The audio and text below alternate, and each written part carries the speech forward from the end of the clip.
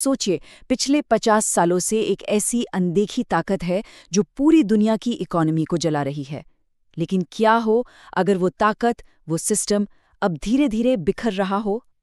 आज हम इसी पेट्रो डॉलर के धीमे अंत की कहानी को समझने की कोशिश कर रहे हैं। एक ऐसा सिस्टम जो शायद हमारी आंखों के सामने ही टूट रहा है।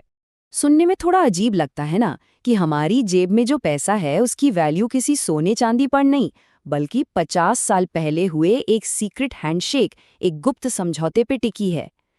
तो आखिर ये इतना रहस्यमयी समझौता था क्या? तो चलिए थोड़ा पीछे चलते हैं टाइम में। हमारी कहानी शुरू होती है 1970 के दशक की शुरुआत से। ये वो दौर था जब दुनिया भर की अर्थव्यवस्था में जबरदस्त उथल-पुथल मची हुई थी और अमेरिका एक बहुत ही अनिश्चित भविष्य का सामना कर रहा था। देखिए, कुछ ही सालों के अंदर पूरी फाइनेंशियल दुनिया कह सकते हैं सिर के बल खड़ी हो गई। पहले तो राष्ट्रपति निक्सन ने डॉलर का सोने से कनेक्शन ही तोड़ दिया, जिससे दुनिया की रिजर्व करेंसी की नींव ही हिल गई। और फिर 1973 में आया तेल का संकट, जिसने पूरी पश्चिमी दुनिया को जैसे घुटनों पर ला दिया। अमेरिका को कुछ बहुत बड़ा, बहुत बोल्ड करने की जरूरत थी, और वो भी बहुत जल्दी। और यहीं पर एंट्री होती है विलियम साइमन के एक जीनियस आइडिया की। सौदा बहुत सिंपल था, लेकिन पावरफुल। सऊदी अरब अपना सारा तेल सिर्फ और सिर्फ अमेरिकी डॉलर में बेचेगा। अब अचानक दुनिया के जिस भी देश को तेल खरीदना होता, उसे पहले अमेरिकी डॉलर खरीदने पड़ते। इससे डॉलर की एक कभी ना खत्म होने वाली आर्टिफिशियल डिमांड बन गई। और सबसे मजेदार बात, सऊदी अरब तेल से कमाए हुए उन अरबों डॉलर्स को वापस अमेरिकी सरकार को ही उधार दे देता। ये अमेरिकी इकोनॉमी के लिए एक परफेक्ट, कभी ना रुकने वाला लूप था। और इस पूरी कहानी का सबसे दिलचस्प हिस्सा जानते हैं क्या है? ये सब कुछ पर्दे के पीछे हो रहा था।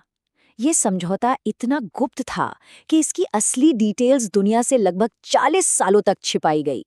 ये बस एक अफवाह या एक साजिश की कहानी बनकर रह गया था। लेकिन देखिए, एक ऐसा सिस्टम जिसे इतनी होशियारी से बनाया गया हो, वो अपने खिलाफ कोई चुनौती बर्दाश्त नहीं कर सकता। तो सवाल ये उठता है कि क्या होता है जब कोई देश इस डॉलर के सिस्टम को तोड़ने की हिम्मत करता है? जैसा कि हम आगे देखेंगे, इसके अंजाम अक्सर बहुत भयानक हुए हैं। मिसाल के तौर पर इराक को ही ले लीजिए।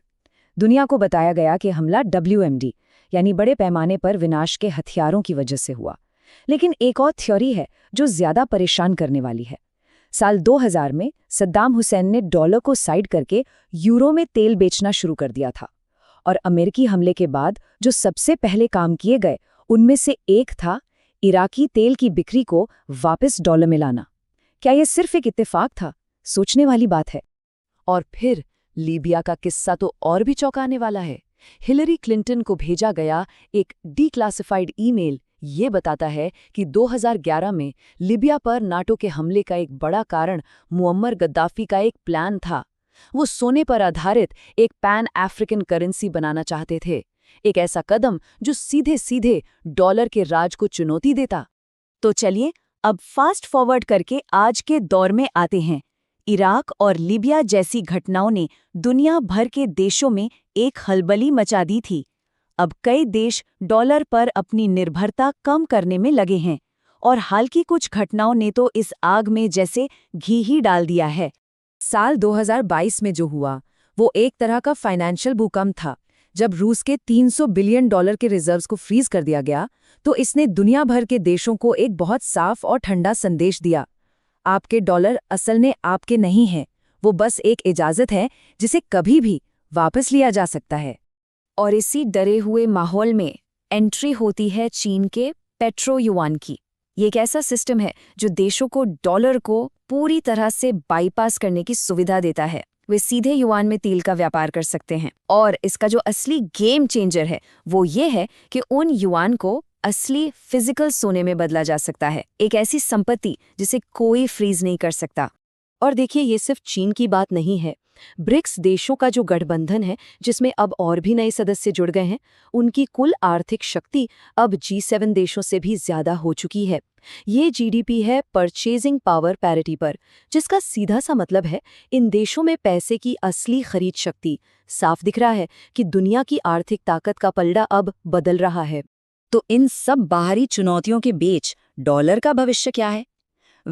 शायद सबसे बड़ा खतरा तो बाहर से नहीं, बल्कि अंदर से ही आ रहा है। 35 ट्रिलियन डॉलर, ये है अमेरिका का नेशनल डेब्ट यानी राष्ट्रीय कर्ज। ये नंबर इतना बड़ा है कि इसे सोच पाना भी मुश्किल है, और यही डॉलर के लिए शायद सबसे बड़ा खतरा है।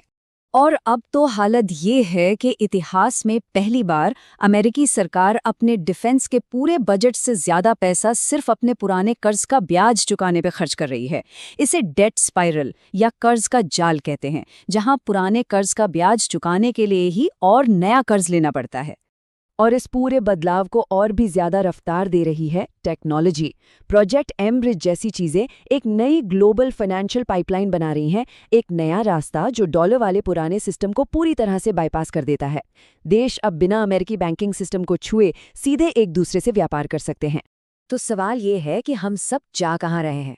पेट्रो डॉलर सिस्टम, जिसने 50 सालों तक दुनिया की अर्थव्यवस्था को एक शक्ल दी, वो अब अपनी पकड़ खो रहा है। इसकी जगह कौन सी नई व्यवस्था लेगी, ये अभी कोई नहीं जानता। लेकिन एक बात तो बिल्कुल साफ है, हम एक नए फाइनेंशियल वर्ल्ड ऑर्डर की दहलीज पर खड़े हैं।